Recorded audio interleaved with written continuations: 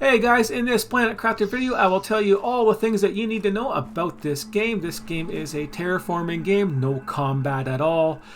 And there's no ending at all yet. It's just 0.4 right now, and what you do is you basically start off in this area around here, and you gotta search and collect resources to start building your technology, like your constructor and your deconstructor and backpack and oxygen tank, and then get more technology that way by just searching and building stuff. And how you progress is you find microchips in the blue chest, and by searching crashed wrecks you can find microchips that you unlock blueprints, and getting your terraforming index also unlocks most of your blueprints that way. So start building your things and terraforming. That's part of the main idea of this. You don't really need help with that. This is about things you need to know about this game. This area here will be underwater eventually, so don't build here. This whole area here will be one nice big lake, and stuff like that once you get terraforming done. Now, oxygen is a big thing in this game, and you don't want to spend all your time gathering resources to make oxygen capsules when you want to travel and explore. And once you can deconstruct, you can just deconstruct everything you want, and you'll get all your resources back. And then you can rebuild anywhere you want. You can build any height that you want. You can't build underground, obviously, but you can build any height that you want and bring these resources with you to get your oxygen back as you travel around the map. And you're going to need to do that at the start if you want to get to locations like up on that crashed ship up there, and be able to farm all the resources that are inside there and progress and get everything that you need and start building stuff. Another thing to note about exploration on this game, there is 11 golden chests throughout this game. There's one right here. Starting area is just over there, so you know. I got videos on the locations of all of these golden crates, and this is the basic resources that are inside them. This is just a trophy. It doesn't really do anything. You just build it and have a trophy inside your base. But you can deconstruct these golden chests to get a super alloy and aluminum, and sometimes these things will be bugged and will respawn back in, so then you can just deconstruct them again. Kind of neat when they do that.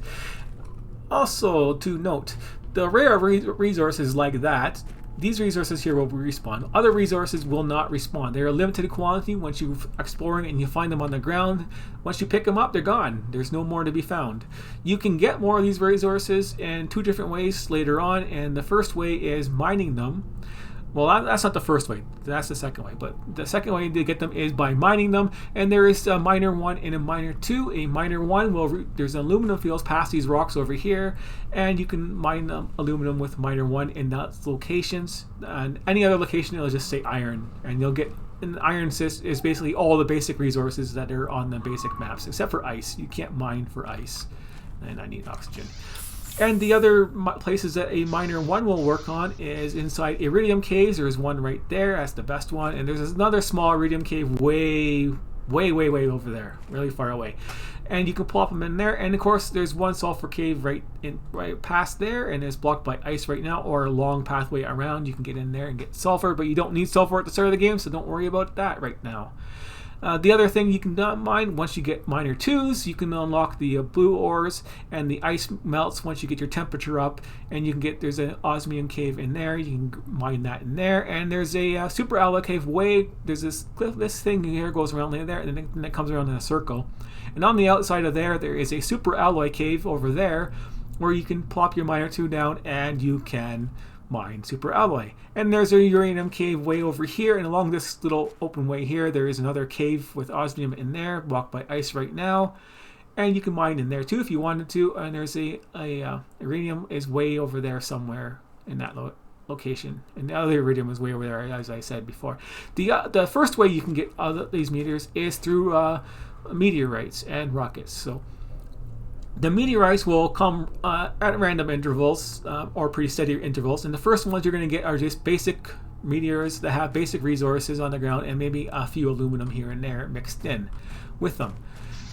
So these resources are temporary resources. They will despawn after a certain amount of time, so you can't just collect them whenever you feel like it. You got to get onto it pretty much right away, and the rarer the resources, the faster they will despawn on you. So the next type of meteorite I think you get is a red one, so your sky will turn red, and that will be your iridium. ore, and then the sky can turn green and you'll have a uranium meteor shower coming at you. And these meteor showers come in at your general location. So the map may be big way over here, but these meteors are just going to be falling in this area here if you're standing in this area over here. So don't worry about missing out on them in that kind of capacity. And as the sky turns blue, you're going to get osmium and sulfur meteors. They're mixed together. And as the sky turns purple, you're going to get lots of fast, small little super alloy meteors. And those things despawn super fast. And that is it for the resources you can get from meteors and how to mine them.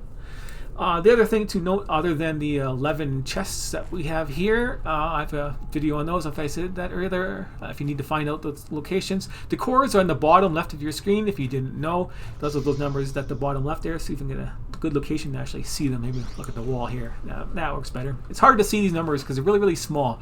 Like right now it says 262, and the middle number is your height, and the third number is your other coordinates at 478 right here, so you can jump and see your height go up. Height doesn't matter much in this game. And you also building in this game, everything is basically wireless connected to everything else, so don't worry about having anything connected to anything else. All your things can just be put down anywhere you want. You can build multiple bases, was recommended throughout this game.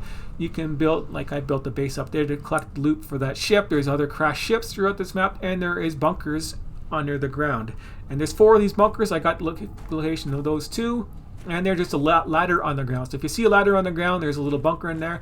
And in these bunkers and in these crashed ships, there's hidden areas that you can deconstruct and reconstruct to be able to open them up. There's a few of them here and there. In there, and they'll have like some nice little hidden areas with extra loot inside them that you can just be wary of where you are, and you can deconstruct some of these things and get some nice hidden loot. So we got the mining done, and we have all this other stuff done on your resources that you can collect. Other than that, that is it. Just deconstruct and explore and find everything you want, and be aware that lots of these areas will be underwater for your height. And thanks for watching. I think I covered all the basics. Oh no, I didn't cover everything. Wait. Yeah, almost forgot the meteors again. The other way to get meteors is with rockets.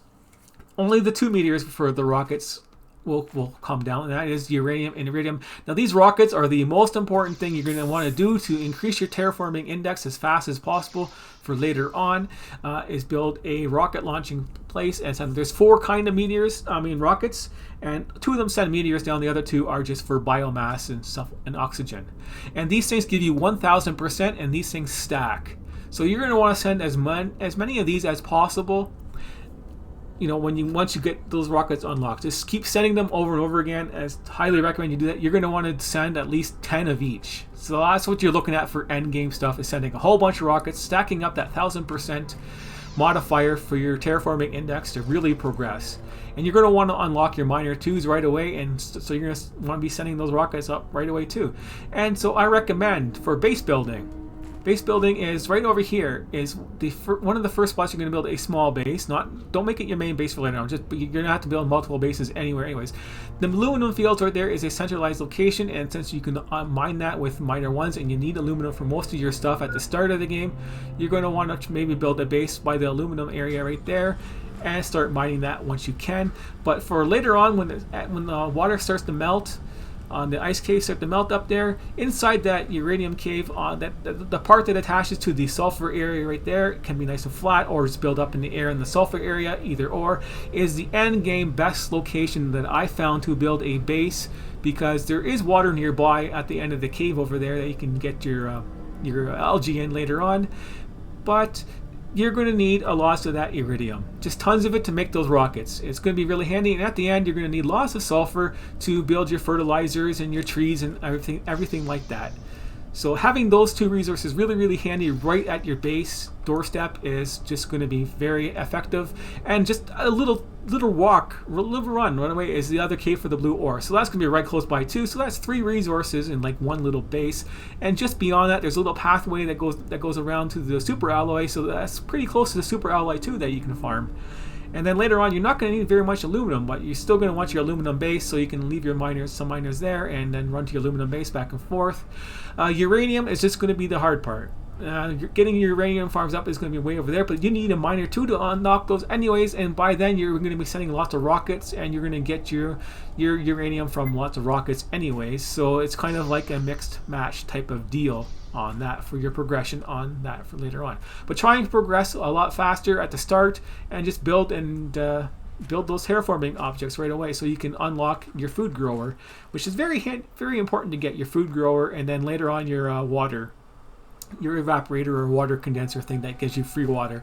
So you want your free water from nothing, and you want to get your food grower going so you're not going to end up dying like I might end up dying soon, because your food packs run out and you need to plant your seeds, and you're going to need a lot of big farming going on. Just so you know, once you progress later on, you're going to want to building the eggplants become useful. At the start of the game, they're kind of weak for the food. You're not going to say, I don't want these things, they're so weak for food, and you're going to want to build the other seeds instead. And you're not going to want to build a lot because you only need 2 basically for food growers to going at 1 base at maximum to feed yourself.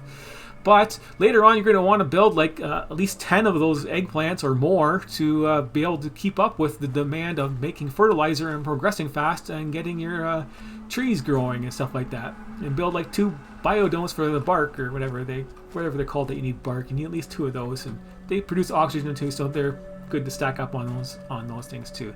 Anyways, that is it for this video. I think that covers everything you need to know. So thanks for watching, and stay tuned for some more.